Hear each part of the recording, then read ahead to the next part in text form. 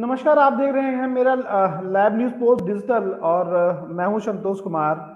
आज की जो चर्चा है, आज का जो मुद्दा है वो 2024 में हाथरस लोकसभा चुनाव को लेकर है। और इसी बीच में हमारे एक और पत्रकार मित्र पीएन शर्मा जी हमसे जुड़े हैं, उनको भी फ्रेम में लेते हैं। पीएन शर्मा जी को, पीएन शर्मा जी आपका बहुत स्वागत है लैब न्यूज पोस्ट डिजिटल में।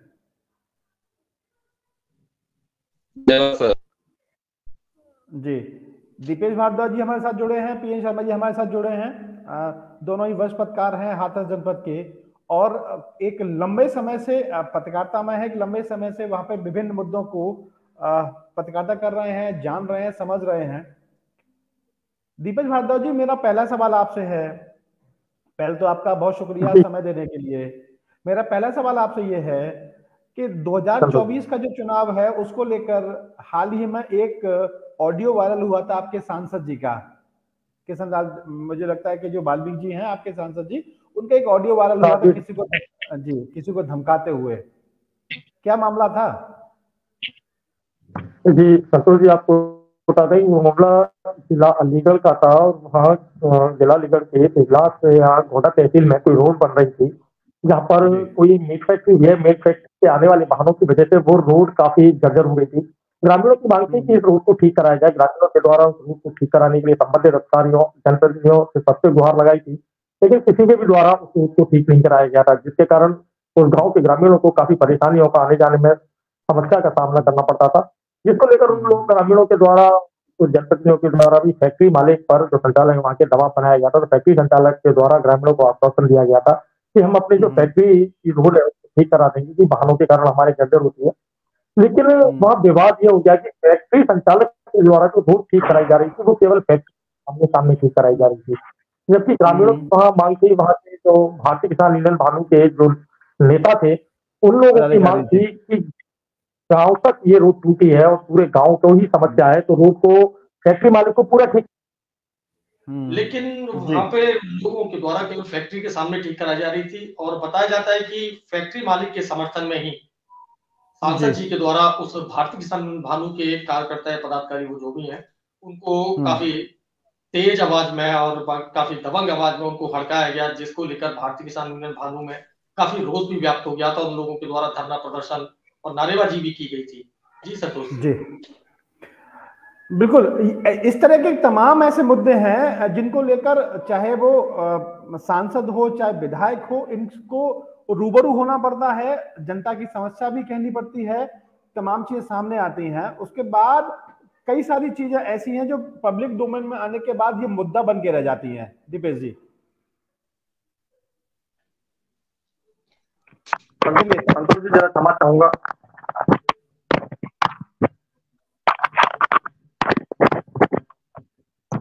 दीपेश जी, आवाज आ रही है मेरी आपको? जी संतोष जी, मेरा ये कहना था कि इस तरह की जो चीजें हैं पब्लिक डोमेन में आने के बाद, चाहे वो सांसद हो चाहे विधायक हो, उन सबके सामने समस्या इस बात की बन जाती है, आखिरकार बात करें तो मुद्दा बनता है, ना करें तो पब्लिक नाराज होती है, और रिकॉर्डिंग होती है तो खुद की खींचा लेदन होती है। तो आखिरकार नेता करे तो क्या करे। हाँ, इतना जरूर है कि अब जो मॉडर्न जमाना आ गया है, इसमें हर मोबाइल में रिकॉर्डिंग आती है, तो चाहे किसान यूनियन के लोग हों, चाहे अधिकांश सामाजिक लोग हों, चाहे कोई भी हो, सब लोग रिकॉर्डिंग जरूर करते हैं ऐसी चीजों की, जिससे कि सामने वाले को परेशानी जरूर होती है। अलग बात है इन सब चीजों को लेकर। पीएन शर्मा जी, मेरा सवाल आपसे कि आपके जनपद में एक बड़ी घटना हुई थी बूलगढ़ी की, जिसमें एक मौजूदा जो थाना अध्यक्ष है उनसे तमाम अधिकारियों को हटाना भी पड़ा था, जिले के कप्तान और डीएम तक को हटाना पड़ा था। उस मामले में राजनीति अभी भी चल रही है। सीबीआई जांच हुई, तमाम जो उसमें आरोपी थे उनके खिलाफ जांच हुई। एक, जहां तक मेरी जानकारी है और जितना मैं समझ पा रहा हूं, उसमें एक को जेल भी जाना पड़ा। एक ही जेल में गया है, बाकी तीन अभी बाहर हैं। क्या मैं सही हूं पीएन शर्मा जी? जी बिल्कुल, तीनों बरी हुए थे, और वाकई जो मामला था वो कहीं ना कहीं ये पेचीदा मामला इसीलिए था कि वो एक राजनीतिक स्टैंड ही था। वो कोई मामला इतना बड़ा नहीं था जैसे राजनीतिक स्टैंड बन गया। राहुल गांधी एक राष्ट्रीय चेहरा है, प्रियंका गांधी एक राष्ट्रीय चेहरा है, उनका इसमें शामिल होना, उनका ट्वीट करना और उसके बाद में उसमें लोगों का आना, क्योंकि वो एक बड़ा जाहिर सा था कि 70 कॉलें उधर से थी, 75 कॉलें उधर से थी, दोनों के बीच में एक प्रेम प्रसंग था, ये पूरा मामला प्रेम का था। एक छोटी सी मार थी, क्योंकि लड़की के द्वारा एक ही नाम दर्ज कराया गया था, जो रिपोर्ट पहली बार कराई गई थी, और उसके उस दिन बाद 4 लोगों को यानी गैंग रेप उसको घोषित कर दिया जाता है, उसकी जांच होती है। जेएनयू मेडिकल है जो अपने अलीगढ़ में है मेडिकल, उसमें उसकी जांच होती है, तो उसमें ये साफ हो जाता है कि उसमें कोई रेप की पुष्टि नहीं होती है। जो सफदरगंज में भी उसकी जांच होती है, तो उसमें भी रेप की पुष्टि नहीं होती। तो सीधा सा कह सकते हैं रेप वाला कोई मामला गैंग रेप वाला था ही नहीं, केवल ये राजनीति थी, एक दलित बस ठाकुर वाली जो पूरी रणनीति बनाई गई थी। और क्योंकि पश्चिम बंगाल और उधर कई जगह चुनाव भी थे, तो एक बहुत बड़ा गर्म मुद्दा बनाया गया था। तो जनलों की टीआरपी और ये सारी चीजें मिला के जो बनी थी, वो केवल एक राजनीतिक स्टंट था, इसके अलावा वो कुछ नहीं था। और जो 4 भरे हुए हैं वो कह सकते हैं लड़कियों की कोर्ट और सीबीआई की सारी जांचें जो चल रही थी, वो अंतिम बयान पे चल रही थी। जो विक्टिम का अंतिम बयान रहता है, वो एक मोस्ट होता है, जो सुप्रीम कोर्ट के आदेश थे उसके आधार पर चली थी। लेकिन जो बयान लिया गया था, वही बयान लिया गया था, तो एक राजनीतिक स्टैंड था, इसके अलावा और कुछ नहीं। लेकिन उसमें एक चीज जरूर हुई कि तमाम चाहे वो थानाध्यक्ष थे, चाहे वो कलेक्टर या कप्तान थे, इन सबकी बलि चढ़ गई। उस समय मौजूदा थानाध्यक्ष थे दिनेश कुमार वर्मा, वो मेरे बहुत अभिन्न मित्र उस समय भी थे और आज भी हैं। अभी वर्तमान में एटा में क्राइम ब्रांच में तैनात हैं। उन्होंने अपना ट्रांसफर यहाँ से करा लिया, वो फरीदाबाद चले गए हैं। उन्होंने भी ये सारी चीजें बताई थी जो आपने मुझे अभी बताया, वो सारी चीजें उन्होंने मुझे बताई थी। केवल राजनीतिक स्टंट था, इसकी वजह से उसको इतना तूल दिया गया। लेकिन मेरी ये समझ में नहीं आता है कि जब इतना कुछ था, तो पुलिस ने जिस तरह से जो अजीत सिंह के बेटे थे उनके ऊपर जो लाठियां बरसाई, वो भी एक मुद्दा बना और काफी लंबे समय तक बना। जी संतोष जी, बता दूं आपको, जो पुलिस की तरफ से कार्रवाई थी वो कहीं से गलत नहीं थी। जो कार्रवाइयां की गई वो मैं समझता हूं कि यदि मैं एक तरीके से देखूं तो वो गलत था। क्योंकि जब लड़की ने पहली बार बयान दिया था, जब वो थाने यानी चंपा कोतवाली में जब आई थी, तो उसने एक लड़के का नाम लिया था।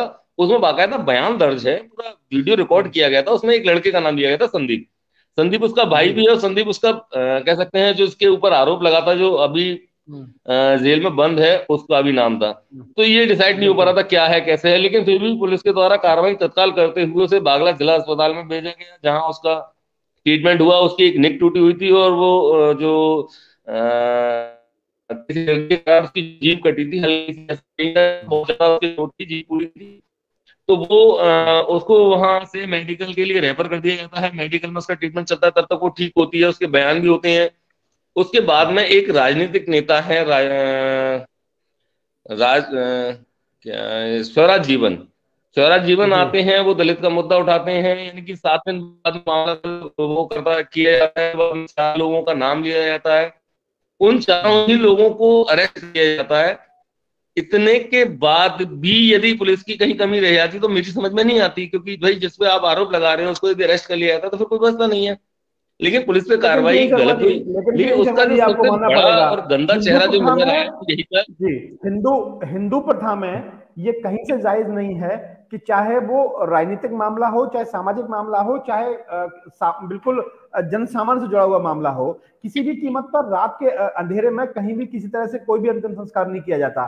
क्या आप ये मानते हैं? ये मेरा सवाल दीपेश भारद्वाज जी आपसे है।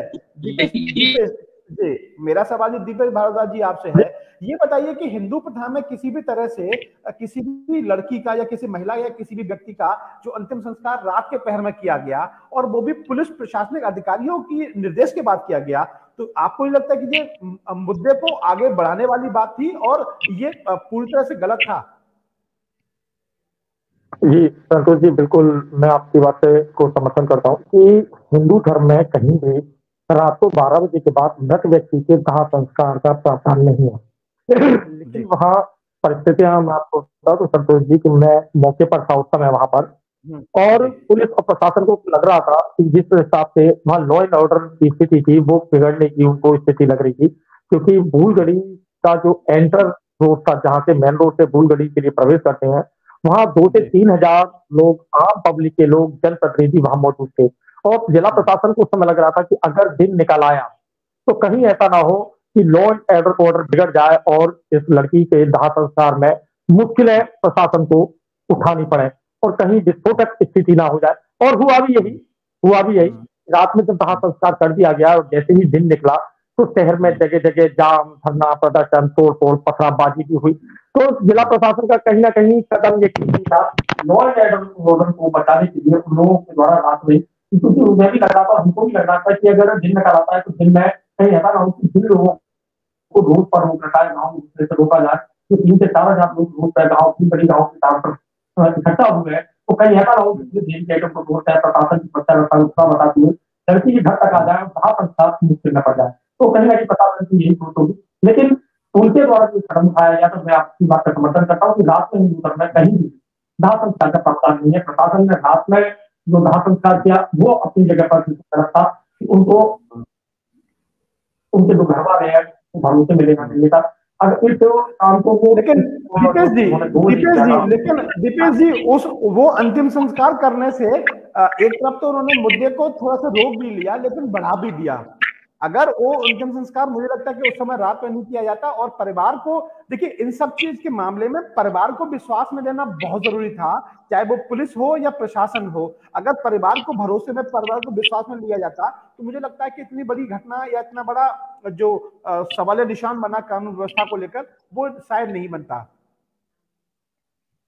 जी बिल्कुल, आपको बता दूं कि ये पूरा ही घटना जो थी वो घटना तो देखी जाए तो कुछ भी नहीं थी, लेकिन इसका जो राजनीतिकरण किया गया था वो राजनीतिकरण ने घटना को दे दिया था और कहीं ना कहीं सभी लोगों के द्वारा सांसद जी के प्रभाव का भी इसमें टच माना गया था कि कहीं ना कहीं वर्तमान सांसद जी का भी इसमें इस घटना को छूट देने में, बढ़ावा देने में हाथ है। क्योंकि जब घटना समय तत्कालिक लड़की ने पीड़िता है बयान दिए थे, उसमें ये कहा था कि संदीप ने मुझे मारा है, ना तो उसने ये कहा था कि मेरे साथ उत्तम किया गया है, ना उसने कुछ और नाम दिया गया था। जैसे हमारे साथी के शर्मा जी ने भी कहा संदीप उसका भाई भी था, संदीप उसका कथित नहीं भी था, 2 संदीप थे, लेकिन वहां कोई ये नहीं पूछ पाया कि संदीप ने मारा है, भाई संदीप ने मारा है या कथित संदीप के द्वारा। लेकिन जो पीड़िता है, जो घायल पोजिशन में थी, उसने कहीं भी ये पुष्टि नहीं की थी कि मेरे साथ दुष्कर्म हुआ है। बाद में मेडिकल परीक्षण भी होती है, जिनमें कहीं डॉक्टरों ने दुष्कर्म की पुष्टि नहीं की गई थी। लेकिन राजनीतिक लोगों के द्वारा उसका रूप से घायल होना और बैकबोन टूटना और क्या क्या ऐसे देश में तो प्रचारित करना तेलंगाना, बिहार, कर्नाटका, साउथ इंडिया, महाराष्ट्र के तमाम राजनेता, सांसद, विधायक यहाँ आए, सांत्वना देने लगे। राष्ट्रीय पार्टी कांग्रेस के अध्यक्ष थे उस समय राहुल गांधी, प्रियंका गांधी, जी पहुंचे, लोक दल के अजीत सिंह के सुपुत्र जी हमारे जी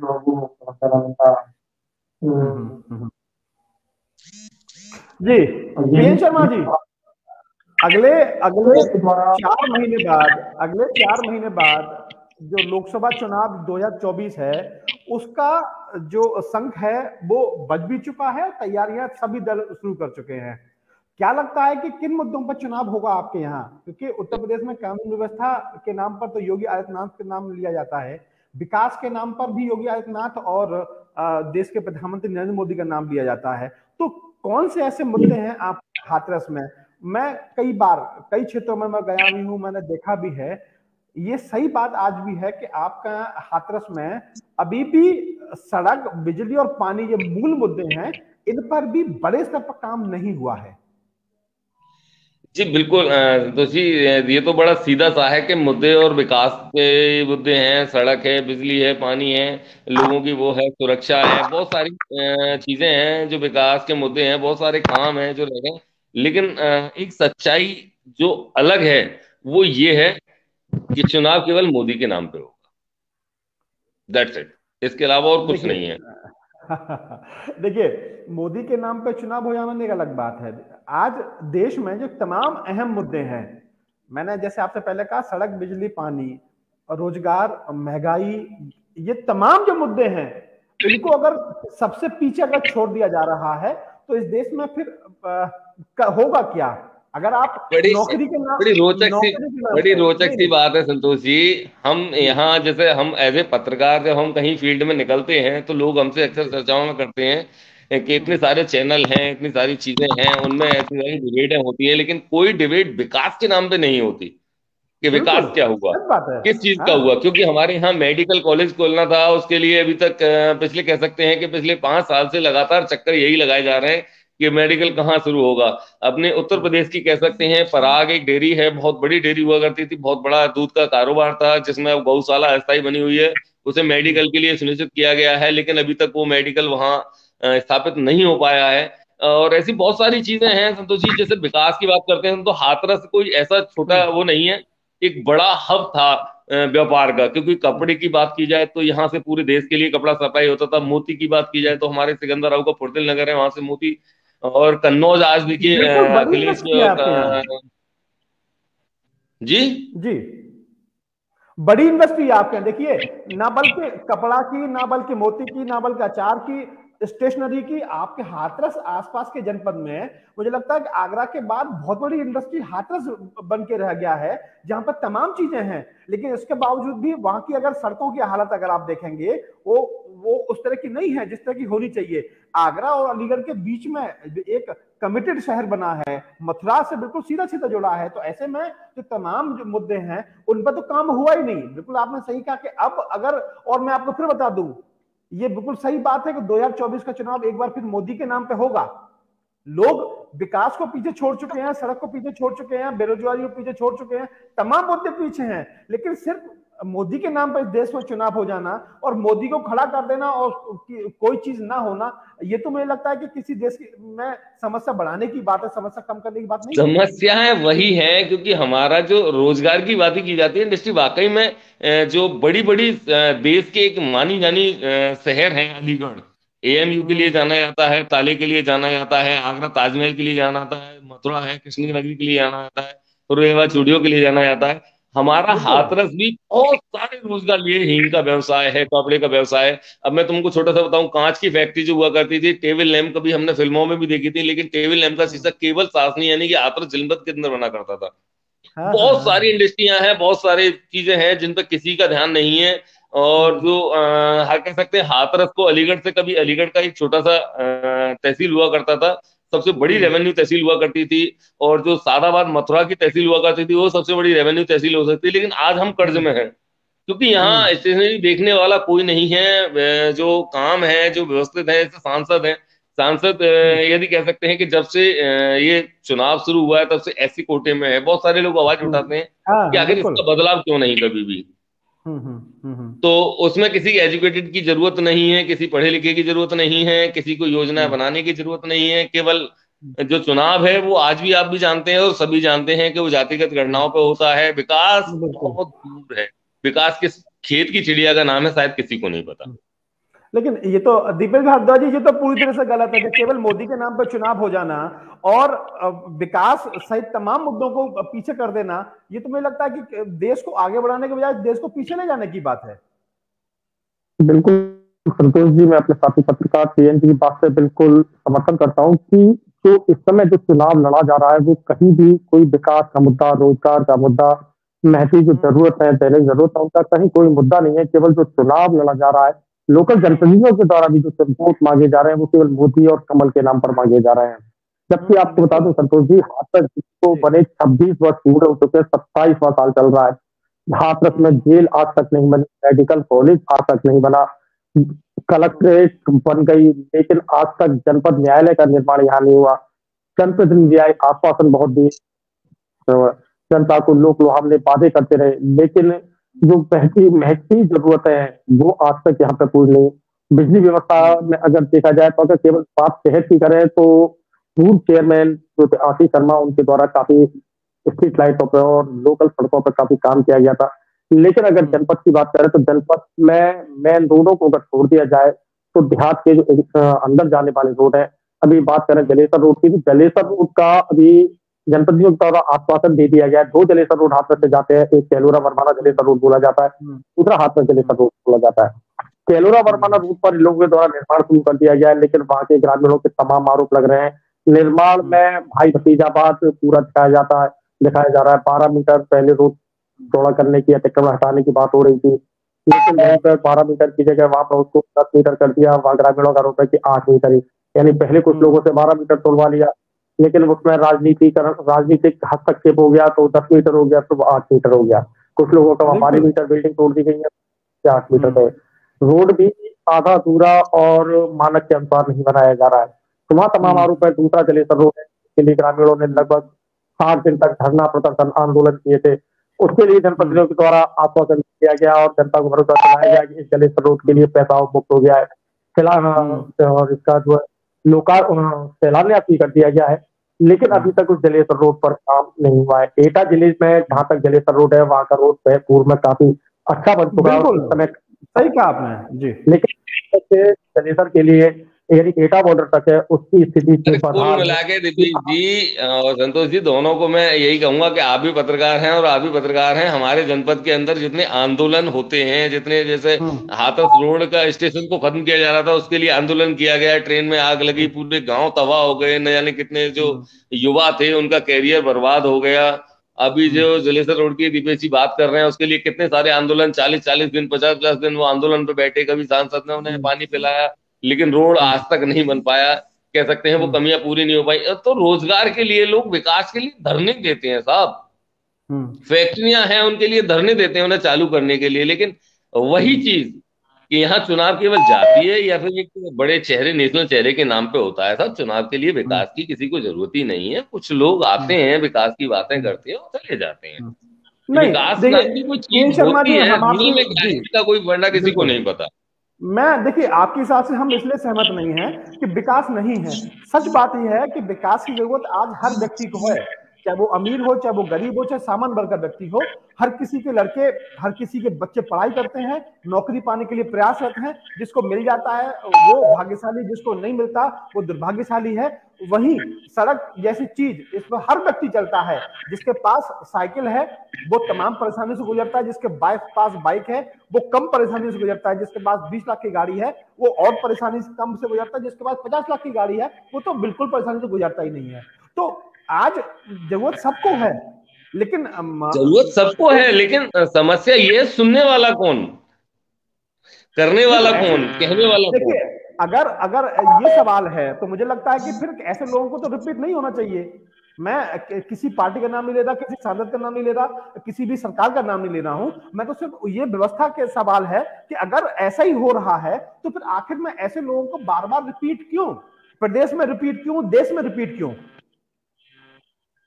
सर दोनों चीजें मिक्स होती हैं। वही नेता है, वही जनता है, वही हम आवाज उठाने वाले नहीं है। सरकारी विद्यालय इतने सारे हैं, लेकिन गवर्नमेंट स्कूल कितने सारे खुलते जा रहे हैं। उसमें जो सरकारी विद्यालय में जो टीचर है, कोई अनएजुकेटेड टीचर नहीं है। बाकायदा टेट क्लियर करने के बाद में, कितनी सारी परीक्षाओं को पास करने के बाद में वो वहां है। लेकिन वहां केवल वही बच्चे जा रहे हैं जो बिल्कुल एकदम कह सकते हैं निर्धन है। हाँ, यानी अच्छे लोग यदि वहां जाएंगे तो अच्छी एजुकेशन मिलेगी, अच्छे लोग उस पर गौर कर सकेंगे। तो फादर्स मीटिंग्स जो पेरेंट्स मीटिंग होती हैं वो गवर्नमेंट स्कूल में तो होती हैं, लेकिन कभी किसी पेरेंट्स ने वहां जाके ध्यान भी नहीं दिया कि लाओ स्कूल जाके देख ही लेंगे भाई क्या व्यवस्था है।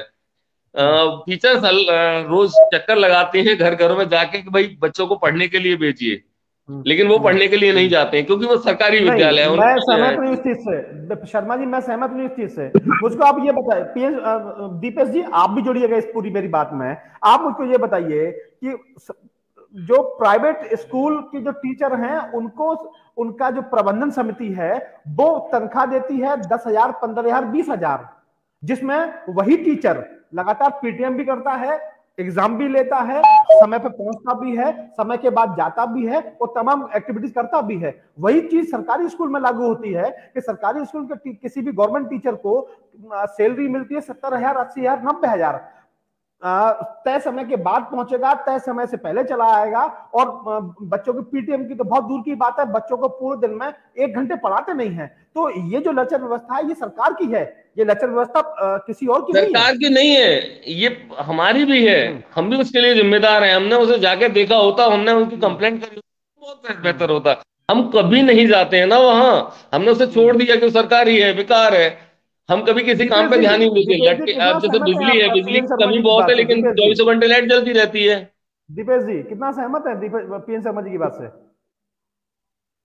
जी मैं आपको बता दूं कि मैं इसमें पीएन शर्मा की बात से थोड़ा कम इत्तेफाक रखता हूँ, क्योंकि कहीं ना कहीं तो सरकारी स्कूलों की व्यवस्था है वो पूरी नौकरशाही के हाथ में है, और नौकरशाही की लापरवाही है कि आज देहात के सुदूरवर्ती विद्यालयों में शिक्षा का स्तर है जो बहुत गिर चुका है। कार्रवाई के नाम पर कुछ ही नहीं है, कार्रवाई होती है तो कहीं ना कहीं चेकिंग के आरोप लगते रहते हैं। कार्रवाई तो होती है लेकिन उस कार्रवाई की परिणति क्या हुई, उसमें क्या कार्रवाई हुई, कभी कोई जवाब नहीं दिया जाता है। और देखा जाए तो मेरे हिसाब से छापेमारी जो अधीनस्थों के द्वारा की जाती है वो केवल उस्तादकारियों को ऊपर दिखाने के लिए की जाती है। छापेमारियों का रिजल्ट क्या निकला ये कभी ना तो जनता को बताया जाता है ना उस्तादकारियों को बताया जाता है। हाँ, कार्रवाई के नाम पर फोटो खिंचवा के मीडिया में दे दिए जाते हैं, उस्तादकारियों को भेज दिए जाते हैं। जैसे पुलिस गश्त की बात करते हैं तो हर रोज पुलिस गश्त लगती है और कितना इस तरीके से फोटो की तरह खिंचाए जाते हैं। अगर हकीकत में अगर वो गश्त हो तो कहीं जो रात में चोरियां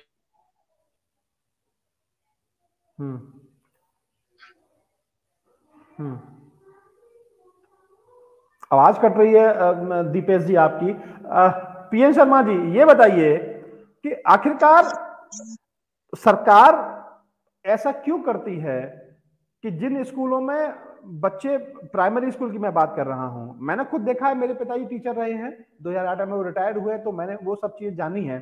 सच बात यह है कि आपको अगर 8 दिन स्कूल नहीं जाना कोई बात नहीं, खंड शिक्षा अधिकारी को बता दीजिए, अपने एबीएसए को बता दीजिए, उनको 5 या 10 हजार पहुंचा दीजिए, 80,000 आप ले लीजिए, कोई बात नहीं है। ये तो नई बात नहीं है ना, ऐसा होता रहा है और हो भी रहा है। मेरा संतोष जी, मेरा तो बस इतना सा है कि जो मैंने अब तक के दौरे किए हैं उसमें मैंने यही जाना है, क्योंकि मैं भी शिक्षा में तो रहा, मैंने भी नौकरी की, मैंने भी जाना, बहुत सारे स्कूल हैं, बहुत सारे टीचर्स हैं, बहुत अच्छी तरीके से गंभीरता से ध्यान देना चाहते हैं उन पे, बच्चों पे। लेकिन सबसे बड़ी समस्या जो है वो ये है कि हमने किसी पे थोप दिया है कि वो सरकार करेगी। सरकार नहीं, हमको उठना पड़ेगा, हमको जगना पड़ेगा, अपनी आवाज हमें उठानी पड़ेगी। सड़कों पे मैंने कहा ना, इलेक्ट्रिसिटी है, सड़कों पे जो लाइट जल रही है वो 24 घंटे जल रही है, यानी कि या तो लाइट आती नहीं है, आती है तो दिन भर जलती रहती है, वो सड़कों पे कोई उसे बंद करने वाला नहीं। इसकी शिकायत कौन करेगा? हम करेंगे। हमें देखना होगा, जनता को भी कहीं ना कहीं लेकिन इसके लिए जो जिम्मेदार है, नहीं, इसके लिए जो जलाने वाले जिम्मेदार हैं, तो क्या वो बंद करने के लिए जिम्मेदार नहीं है? कह तो रहा हूं श्रीमान, हमको ही जिम्मेदारी, क्योंकि जो जनता है ना वही तय करना है, उसी ने तय करना है कि आखिर कौन अच्छा है कौन बुरा है, किसको चुनना है। यानी चेहरा नहीं, काम चुनिए, विकास चुनिए, बात चुनिए, कि जो व्यवस्थाएं हैं उनको चुनने का अधिकार इसी के पास है। उनके पास नहीं है, वो तय नहीं करते, वो खुद से विधायक नहीं बन जाता, वो खुद से अधिकारी अपना काम नहीं करता है जब तक उसे कोई बताने वाला नहीं होगा। क्योंकि आपके पास भी है, मेरे पास भी छोटा बेटा है, लेकिन मेरे को समझाना पड़ता है कि नहीं बेटा ये नहीं करना है, ये करना है, पैर छूने हैं, संस्कार हमें देने हैं, तो वो सारी चीजें हमें ही कहीं ना कहीं लानी होंगी, हम किसी के ऊपर थोप नहीं सकते। यदि हम सरकारी विद्यालयों का और इन चीजों का थोड़ा सा ध्यान देने लग जाए, यदि पेरेंट्स उसमें जाने लग जाए, पीटीसी करने लग जाए, तो मैं समझता हूं कि वो बेहतर होगा। अच्छा, मुझे ये बताइए कि अब अगर हाथरस जैसे जनपद में यहाँ पर बड़े लोग भी जुड़े हैं, कई सारी बड़ी चीजें भी हैं, इंडस्ट्री भी, सारी चीजें हैं, अगर वहां पर मूल मुद्दों के लिए अगर हर बार धरना देना पड़ेगा तो सरकार तो मुझे लगता है नहीं कुछ करके नहीं देगी। आप केवल धरना देंगे, अधिकारी सुन के नहीं देगा, ऊपर का जो एडमिनिस्ट्रेशन है वो उस पर ध्यान ही नहीं देगा, तो फिर तो बस सरकार ऐसी बनाते रहिए और धरने देते रहिए। 15 साल पत्रकारिता को हो गया मेरे को, 15 साल पत्रकारिता में कई सारे लोकसभा चुनाव, विधानसभा चुनाव, नगर पालिका चुनाव मैंने कवरेज किए। एक ओवरब्रिज की मांग जो हमेशा होती रही थी, वादे होते रहे थे, वो अब आके बना है। अभी जो हमारा जनपद का कलेक्ट्रेट है वो किसी रोड पर है, जो एसपी कार्यालय है वो किसी रोड पर है, अस्थायी है। तो यानी कि व्यवस्था आज भी भंग है। कासगंज में बेहतर हो गया, लेकिन हमारे जिले को बने हुए यानी कि बड़ा तो हो गया, लेकिन जवान नहीं हुआ थे। कासगंज और हाथरस साथ ही साथ जिला बने थे, लेकिन वहां नहीं, कासगंज बहुत बाद में बना है। अच्छा, बाद में बना है? हाँ, वो पहले, ये पहले बन गया है ये, लेकिन बड़ा हो गया, जवान नहीं हो पाया है अभी। इसे जवान होने में अभी समय लगेगा, जब जनता जागेगी। विकास पैदा तो हुआ, लेकिन जवान नहीं हुआ अभी तक। नहीं नहीं नहीं, विकास जनपद पैदा हुआ, जनपद बना है, इसका जन्म हुआ था मायावती काल में, रामवीर उपाध्याय इसके जनक कहे जाते हैं, लेकिन ये जवान नहीं हो पाया। ये अभी इसकी जो विकास की व्यवस्था है वो कहीं है नहीं, कौन विकास है इसको लोग जानते भी नहीं, क्योंकि वो छोटी छोटी जो मांगे होती हैं उनके लिए आवाज उठाते हैं, फिर वो सख्ती में आती हैं। तो जनता को भी जागना होगा, जनता को ही जागना होगा, तभी विकास होगा। वर्तमान जो सांसद जी हैं उनको टक्कर देने के लिए कोई तैयार है आपके यहाँ समाजवादी पार्टी से, क्योंकि मुख्य विपक्षी दल के रूप में केवल वही पार्टी है? अभी तो तय हो जाए कि जो गठबंधन है, अभी तो वहां जो कहते हैं वो अभी एक वो चल रहा है कि चाणक्य ने कहा था कि जब एक राजा के खिलाफ पूरा विपक्ष एक हो जाए तो समझ लो कि राजा ईमानदार है। नहीं तो राजा तो ईमानदार है, ये तो तो पूरा मान विपक्ष लिया इकट्ठा हो गया, पता चले कौन आएगा चेहरा। यहाँ तो जितने भी चेहरे आए सब चले गए, क्योंकि पिछले लंबे समय से, जब से मैंने होश संभाला तब से तो मैं बीजेपी का ही सांसद देखता आ रहा हूँ साहब यहाँ। नहीं, पिछली बार रामलीला सुमन ने बड़ी टक्कर दी हुई थी यहाँ पे आपके यहाँ। सब टक्कर देते हैं साहब, लेकिन आता कोई नहीं है साहब। नहीं तो कोई अब फाइनल इसमें मैच जीतने के लिए ऑस्ट्रेलिया नहीं बन क्या, पाता है साहब। नहीं, हाँ बिल्कुल सही बात है कि क्या समाजवादी पार्टी या राष्ट्रीय लोकदल सहित कोई और भी लोग ऐसे मैदान में है जो टक्कर देने की संभावना जिनके बीच में है? पीएन शर्मा जी, आवाज मिल रही है मेरी आपको?